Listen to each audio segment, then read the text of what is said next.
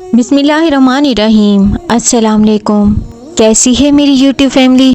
उम्मीद करती हूँ कि आप सब लोग खैर खैरियत से होंगे। और जो मेरे बहन भाई बीमार हैं, परेशान हैं, अल्लाह पाक से उम्मीद है कि अल्लाह पाक इनको जल्द सेहत और तंदुरुस्ती अता फरमाए। आमीन सुम आमीन। अक्सर जिंदगी इंसान को इस दोराहे पर ला खड़ा कर देती है कि वो समझ नहीं पाता कि आगे जाए या पीछे मुड़ जाए। वो सब्र करे या दुआ मांगना ही छोड़ दे, इंतजार करे इस रब की मदद का या दिल से उम्मीद खत्म कर दे। मैं जानती हूँ कि इसका दिल इस वक्त किस कदर अल्लाह की मदद को पुकार रहा होता है। और वो चीज जिसके बगैर तुम्हें अपनी जिंदगी बेरंग लगती है ना, और जब तुम्हारा दिल तड़प कर पुकार उठता है कि या अल्लाह तेरी मदद कहाँ है, तो सुनो तुम्हारा अल्लाह फरमाता है, बेशक मैं जानता हूँ जो तुम पुकार कर कहो और जानता हूँ जो तुम छुपाते हो। कुरान कहता है इस वक्त को याद करो जब अल्लाह अपनी तरफ से गनूदगी की शक्ल में तुम पर इत्मीनान और बेखौफी की कैफियत तारी कर रहा था और आसमान से तुम्हारे ऊपर खूब पानी बरसा रहा था ताकि तुम्हें पाक कर दे और तुमसे शैतान की डाली हुई निजासत दूर कर दे और तुम्हारी हिम्मत बांधे और तुम्हारे कदम जमाए रखे।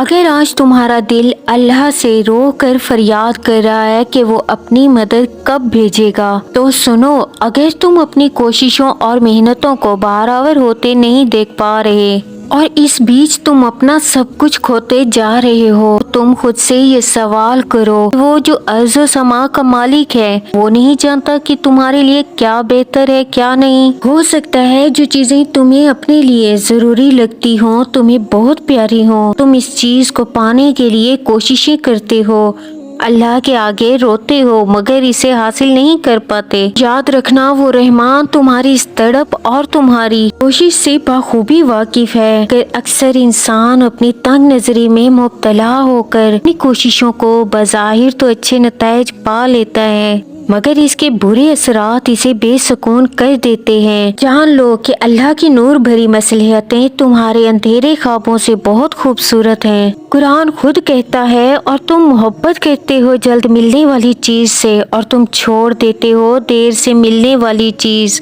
एक हदीस में आता है, अल्लाह फरमाता है, बेशक जो मैं देखता हूँ वो तुम नहीं देख सकते और जो मैं सुनता हूँ वो तुम सुन नहीं सकते। और वो अल्लाह ही है जो तख्लीक का मंसूबे साज बनाने वाला और इसका नाफिज करने वाला और इसके मुताबिक इसके सूरत गिरी करने वाला। और जानते हो अल्लाह की मदद के रास्ते तुम पर आसान कब होते हैं। याद रखो जब कभी जिंदगी अपने नाखून जमीन में गाड़ कर तुम्हें घेर ले और मदद का हर दरवाजा खुद पर बंद दिखाई देने लगे, तो तुम दुआ की सीढ़ी लगाकर आसमान के रब की तरफ चढ़ जाया करो, क्योंकि वो रब वो शहनशाह है, मांगने पर खुश और ना मांगने पर खफा हो जाता है। तुम अपने रब के करिश्मों को कभी भी नहीं समझ पाते और जब तुम्हारी मदद का इरादा करता है ना, यकदम से ऐसा करता है कि तमाम जख्म एक साथ ही जुड़ जाते हैं। छोड़ दो ऐसी जगह से मरहम ढूंढना जहाँ से तुम्हें सिर्फ जख्म ही मिला हो। मेरा रब तो माँ की तरह मरहम रखता है, वो बंदे की किरची किरची वजूद को इस तरह समेट लेता है कि लकीर भी ढूंढने से नहीं मिलती। मैं जानती हूँ तुम इस वक्त बहुत दुख में हो,